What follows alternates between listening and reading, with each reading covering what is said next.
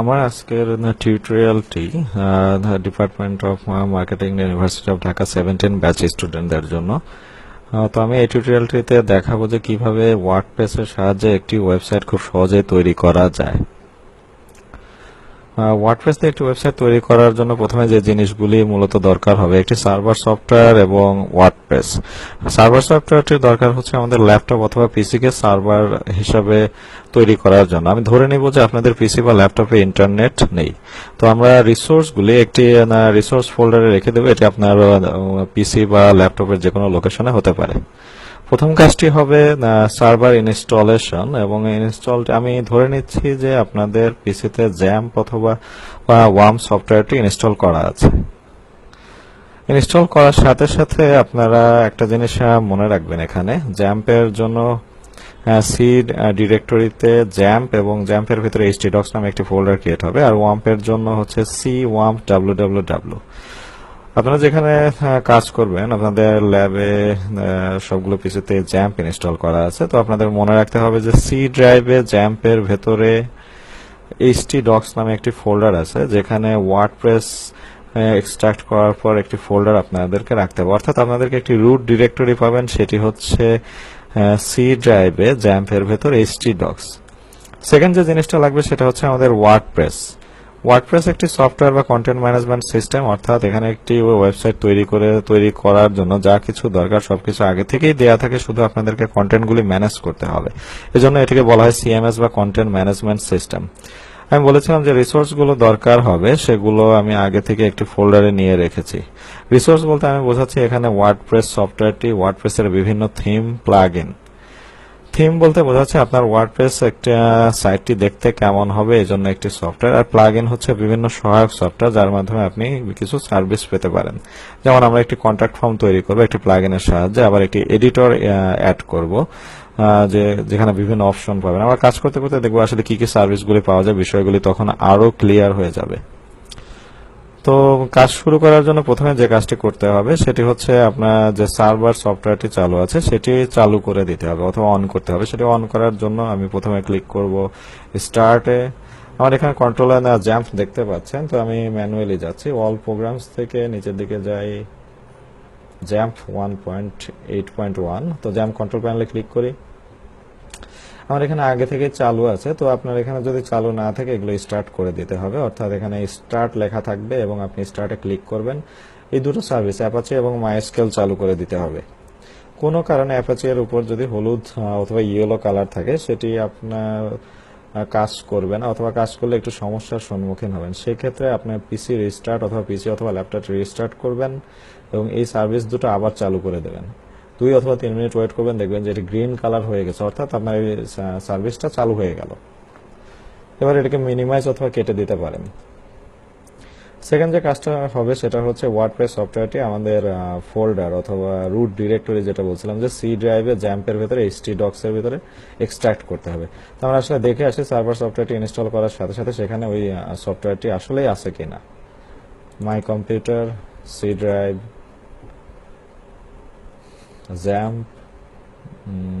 জ্যাম্পের ভিতরে htdocs। অর্থাৎ এখানে আমরা ফোল্ডার আগে থেকে কিছু কাজ করার কারণে এখানে এই ফোল্ডারগুলো আছে, যেমন দেখতে পাচ্ছেন যে ফার্নিচার শপ। তো আমরা এই ডিরেক্টরি বা ফোল্ডারে আমাদের ওয়ার্ডপ্রেস ফোল্ডারটি এক্সট্রাক্ট করব। তো আমি ডেস্কটপে একটি রিসোর্স ফোল্ডার করে রেখেছি, দেখে আসি কি কি রিসোর্স আছে।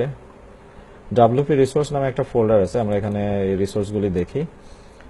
যেমন আমাদের লাগবে হচ্ছে ওয়ার্ডপ্রেস, এখানে ওয়ার্ডপ্রেস আছে। থিম লাগবে, আমি ভেন্টাস নামে একটি থিম ইউজ করবো, এই থিমটা আছে। আর দুটো editor, plugin, tiny mice advance editor, আর হচ্ছে কন্ট্যাক্ট ফর্ম 7।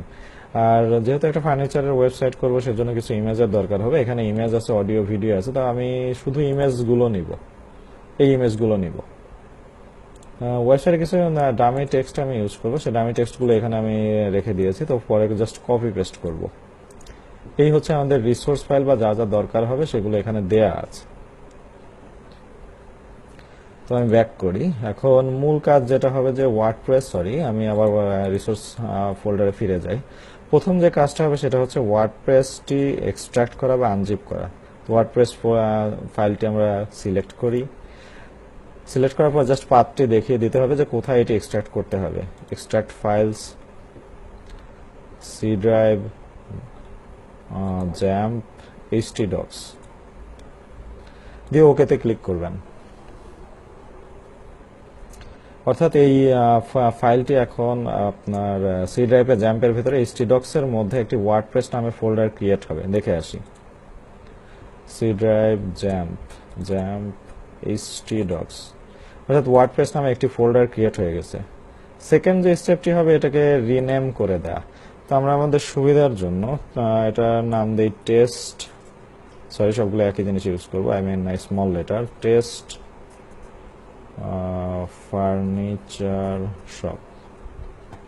আপনি আরো ছোট নাম ইউজ করতে পারেন আপনার সুবিধা মতো, টিএফএস,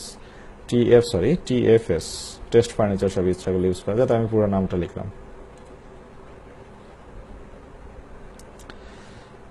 ফোল্ডার রিনেম করার পর আমাদের নেক্সট স্টেপ ছিল ডেটাবেস ক্রিয়েশন। ডেটাবেস ক্রিয়েট করার জন্য আপনি যে কোনো ব্রাউজার ওপেন করবেন। তো আমি এখানে ক্রোমে কাজ করি, গুগল ক্রোম ওপেন করছি।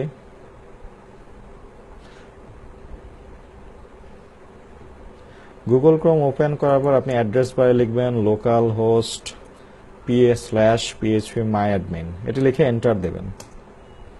এন্টার দিলে যে ইন্টারফেসটি আপনার সামনে আসবে এটি হচ্ছে phpMyAdmin। যেহেতু আমরা একটি ডেটাবেস ক্রিয়েট করব, তো ডেটাবেসে ক্লিক করতে হবে। ডেটাবেসে ক্লিক করি।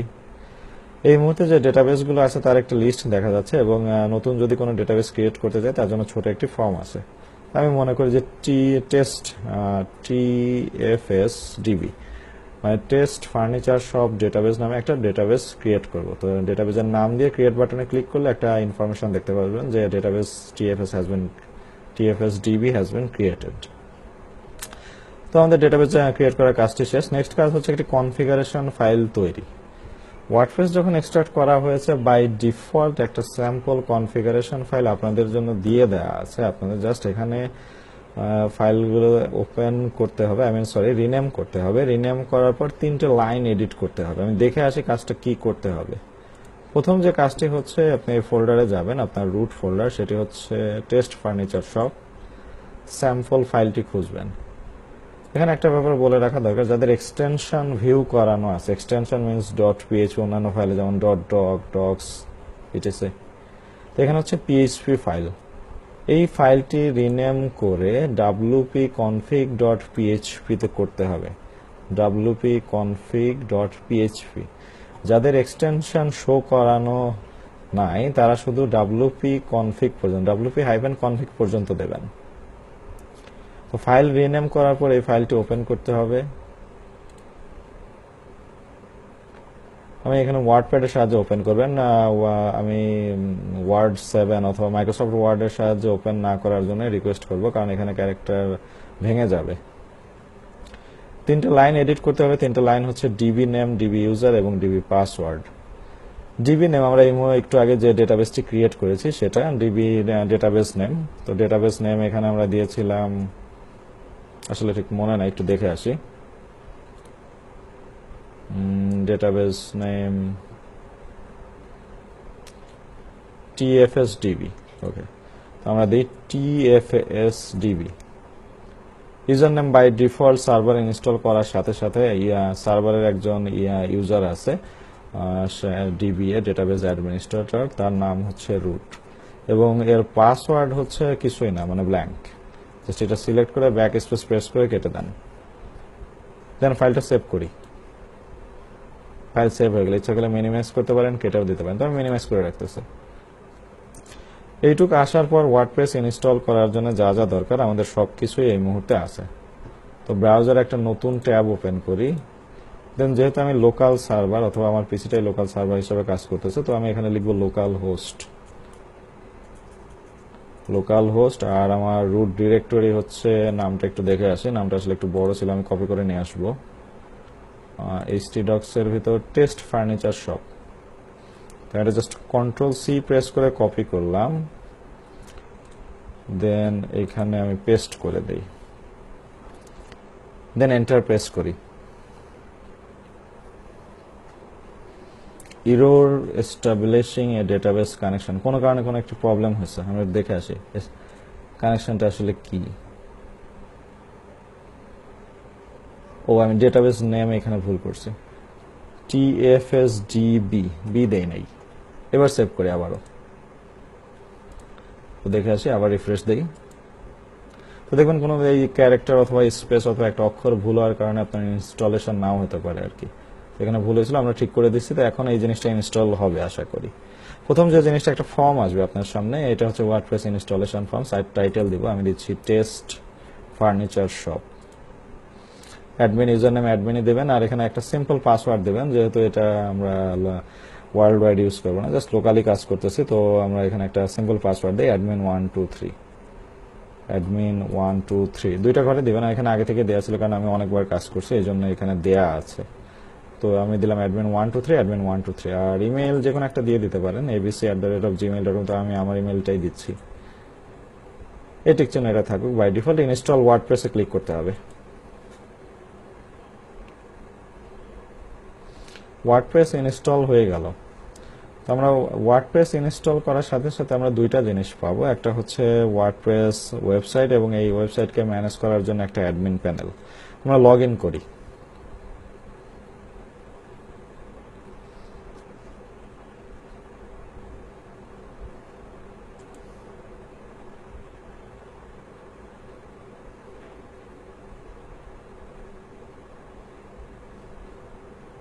একটু টাইম নিচ্ছে।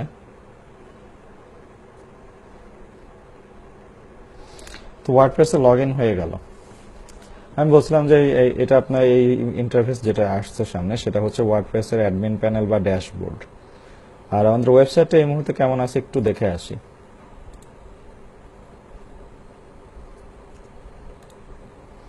এই মুহূর্তে ওয়েবসাইটের অবস্থা হচ্ছে এরকম, ওয়েবসাইটে এরকম দেখতে। তো আমরা বলছিলাম যে ওয়ার্ডপ্রেসের থিম, প্লাগইন, পোস্ট, পেজ এগুলি অ্যাড করার মাধ্যমে এটাকে একটা মোটামুটি প্রফেশনাল একটা লুক দেয়া হবে।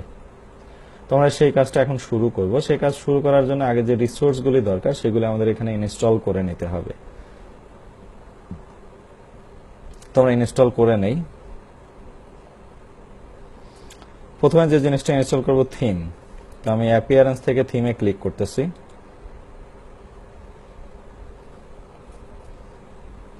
থিমে ক্লিক করার পর এখানে অ্যাড নিউ দিব।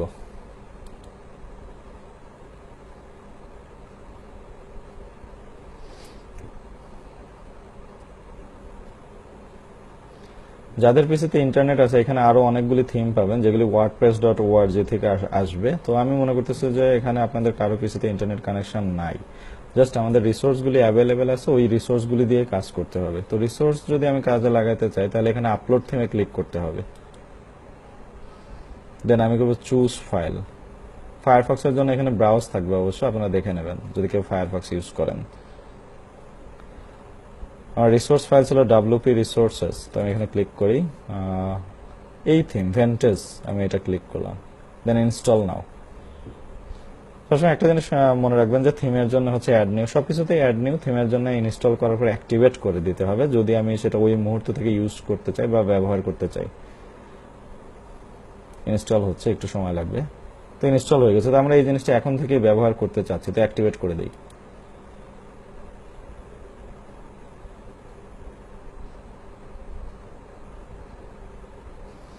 ওয়েবসাইটটা একটু রিফ্রেশ দিয়ে দেখি কি অবস্থা হয় এই মুহূর্তে। মোটামুটি চেঞ্জ চলে আসছে এবং বেশ ভালোই একটা লুক আসছে এই মুহূর্তে। আরো যে রিসোর্সগুলি দরকার সেগুলো আমরা নিয়ে নেই। দেন দরকার ছিল আমাদের প্লাগইনস থেকে অ্যাড নিউ। আবার আমরা দুইটা প্লাগইনের কথা বলছিলাম, একটা হচ্ছে টাইনিমাইস অ্যাডভান্স এডিটর, আর একটা হচ্ছে কন্ট্যাক্ট ফর্ম। তা আপলোড করে দেই।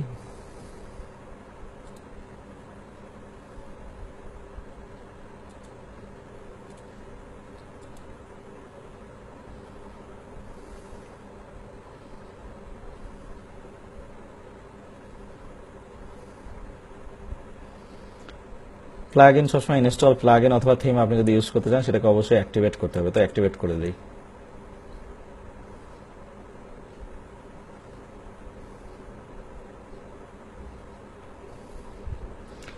আরো একটা প্লাগইন অ্যাড করব, সেটা হচ্ছে কন্ট্যাক্ট ফর্ম 7।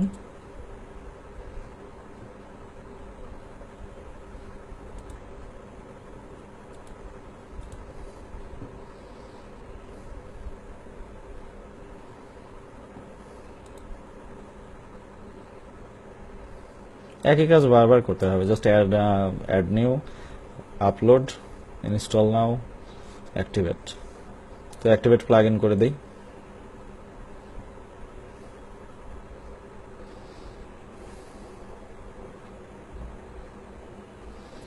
আমাদের আরো একটা জিনিস লাগবে, সেটা হচ্ছে ছবি লাগবে। তো আমরা মিডিয়া থেকে অ্যাড নিউ করি। এখানে দেখবেন সিলেক্ট ফাইলস আছে, তো আমি একসাথে অনেকগুলি ছবি আপলোড করে দেবো, পরে এইগুলি প্রয়োজন অনুযায়ী কাজে লাগাবো। সিলেক্ট ফাইলস, যেহেতু ফার্নিচারের কাজ করা এখানে নেওয়া হবে, ফার্নিচারের জন্য ওয়েবসাইট তৈরি করা হবে, তো ফার্নিচার থেকে ইমেজগুলি আমি আপলোড করে দিই। কন্ট্রোল যে কোনো একটা সিলেক্ট করে কন্ট্রোল এ প্রেস করি। সরি, এটা ডাবল ক্লিক হয়ে গেছে, তো একটা আপলোড হয়ে গেছে। আমি আবার সিলেক্ট ফাইলস করি, জাস্ট কন্ট্রোল এ প্রেস করে দেয়। এখানে যে কোনো একটা সিলেক্ট করেন, দেন কন্ট্রোল এ। যেহেতু এই ছবিটা আপলোড হয়ে গেছে, ইচ্ছা করলে আবারও আপলোড হোক, সমস্যা নেই। সবগুলি সিলেক্ট করে রাইট মাউস সিলেক্ট করতে পারেন, অথবা ওপেনেও ক্লিক করতে পারেন যেখানে ছিল আর কি। তো সবগুলি আপলোড হয়ে যাবে।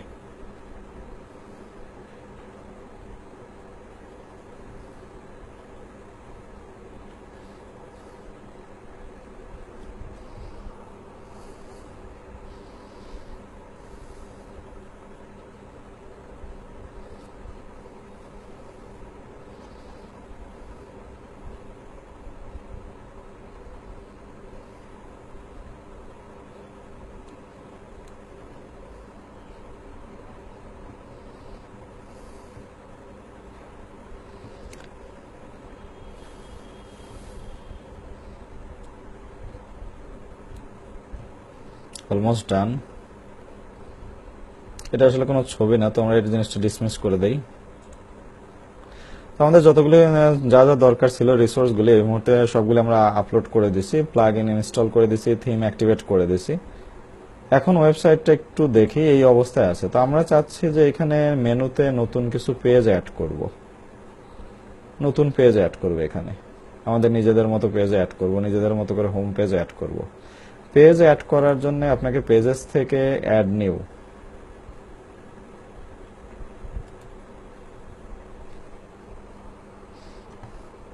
আমরা মনে করি একটা হোম পেজ ক্রিয়েট করব, দেন পাবলিশ করে দেই।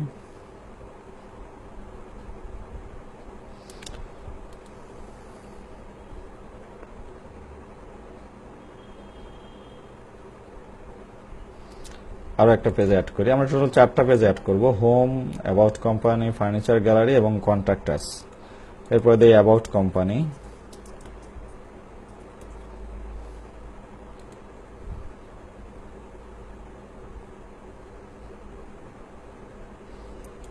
একইভাবে 4বার হবে টোটাল। জিনিসগুলো একটু মনোযোগ দিয়ে দেখতে হবে।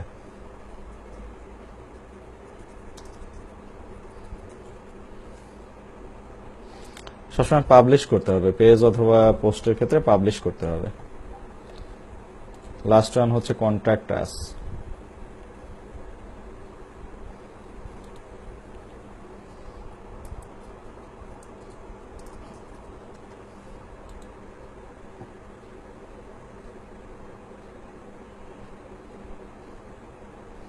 আমাদের এই মুহূর্তে যে পেজগুলো আছে, পেজ লিস্ট অল পেজেসে ক্লিক করলে আমরা এই পেজগুলি দেখতে পাবো। তো অল পেজেসে ক্লিক করি। একটা ব্যাপার ভুলে গেছি আসলে বলার জন্য, সেটা হচ্ছে যে এই পেজগুলো কেন ক্রিয়েট করতেছি। আমাদের উদ্দেশ্য হচ্ছে মেনুতে আমরা নিজেদের মতো করে পেজ বা মেনু আইটেমগুলো অ্যাড করব। তো মেনুর জন্য প্রথমে যে কাজটা করা দরকার সেটা হচ্ছে পেজ তৈরি করতে হবে। তো আমরা আগে পেজ তৈরি করে নিলাম, এখন একটা নিজেদের মেনু ক্রিয়েট করব এবং সেটা এখানে অ্যাড করব। পেজ আমাদের আছে অলরেডি, আমরা দেখতে পাচ্ছি যে 1 2 3 4 5। এই পেজটা আমাদের দরকার নাই, তো আমরা এটা ট্রাশ করে দিই অথবা বাদ দিয়ে দেওয়া আর কি। তো 4টা পেজ অ্যাড করব। বলছিলাম যে মেনুতে অ্যাড করব, নতুন একটা মেনু, এই জন্য মেনু ক্রিয়েট করতে হবে। মেনু ক্রিয়েট করার জন্য অ্যাপিয়ারেন্স থেকে মেনুসে ক্লিক করতে হবে। বাই ডিফল্ট এখানে মেনু নেম থাকবে মেনু 1।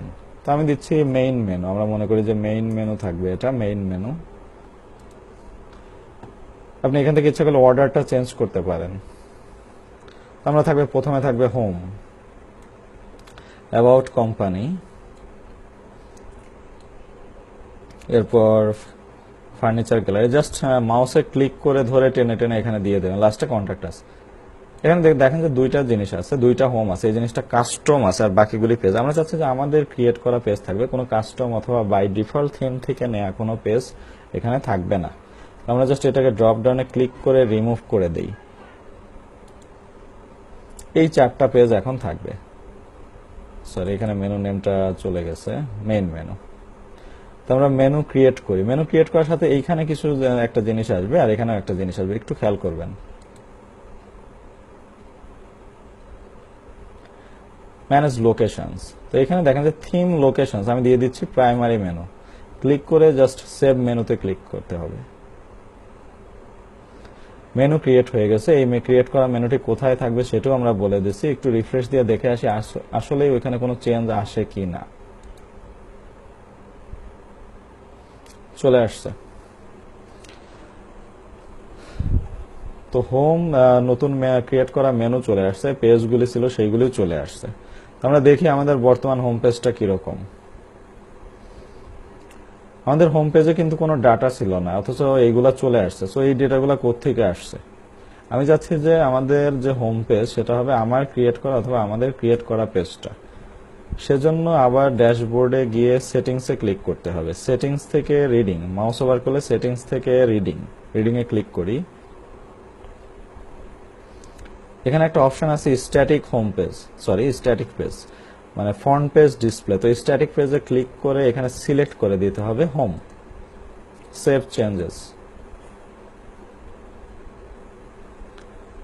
এবার একটু রিফ্রেশ দিয়ে দেখি। আমি আসলে হোম লিঙ্কেই ক্লিক করেছি, এখানে রিফ্রেশ দিলেও একই জিনিস আসবে। বর্তমান হোম পেজের অবস্থা হচ্ছে এই, হোম পেজে কিছু নাই, কমেন্ট করার ব্যবস্থা আছে আর এর সাইড বার আছে। আমি চাচ্ছি যে হোম পেজে কিছুই থাকবে না, এই পেজগুলি সবসময় ফুল হোয়াইট থাকবে আর কোনো কিছু না, আমি যা দিব তাই থাকবে। সেজন্য আবার অল পেজেসে যাই। আমরা একটা কুইক এডিট করব সবগুলির জন্য একই জিনিস। এখানে কুইক এডিটে ক্লিক করি, সবগুলোতে ফুল পেজ থাকবে, কোনো সাইড বার থাকবে না। এইখানে একটু অপশন দেখেন, একটা পেজ দেখতে কিরকম হয় সেই জিনিসটা ডিফাইন করা হয় টেমপ্লেট দিয়ে। আমি যাচ্ছি ফুল হোয়াইট আর অ্যালাউ কমেন্টসটা আমি ঠিক জন্য এখান থেকে উঠাই দিব, আপডেট। সবগুলোর জন্য একই।